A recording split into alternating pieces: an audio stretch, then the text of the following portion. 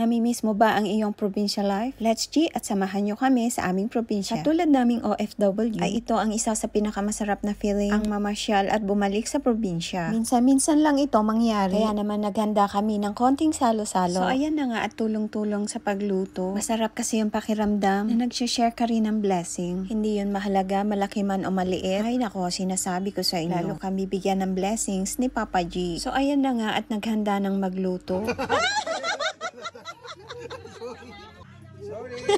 Ayan naman, nagpaiyak pa ng bata ang pari nyo. Magluluto nga pala sila ng lechon belly at ulo. Eto nga pala si Major Problem, Police Officer Jason. Ipapatikim daw niya ang kanyang specialty. At ito nga ang lechon belly. At tinanggalan na nga niya ng buto yung belly. Hiwa-hiwa nga niya ng ganyan para daw manuot ang lasa. Nilagyan ng mga seasoning. O diba? Salt Bay lang ang dating. Ayan, mekos-mekos na, Brad. Bawang. At matapos nga lagyan ng pampalasa, umeksena naman si General Repair at inirolyo na nga ang belly sa kawayan at tinalian ng alambre. Ihawin na siya. Guys, ito ngayon. Mga 6 hours. The bell.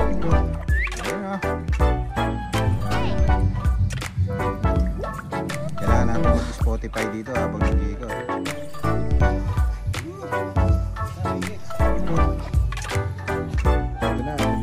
Aming point guard. Yung point guard na ang nagpipihit. Kanina natapos yung sentro eh. Kamaya si papa mo yung coach. Uy, namumula-mula na.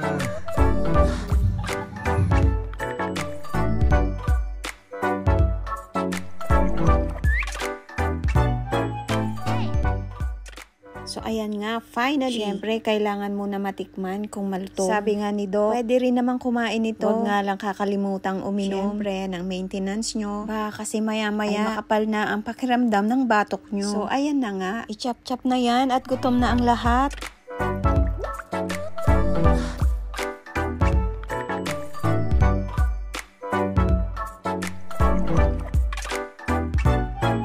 Ngalan ng Ama, Anak, at Espiritu Santo. Amen.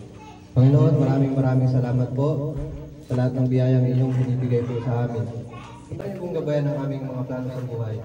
Paspasan at gawin po ang negosyo.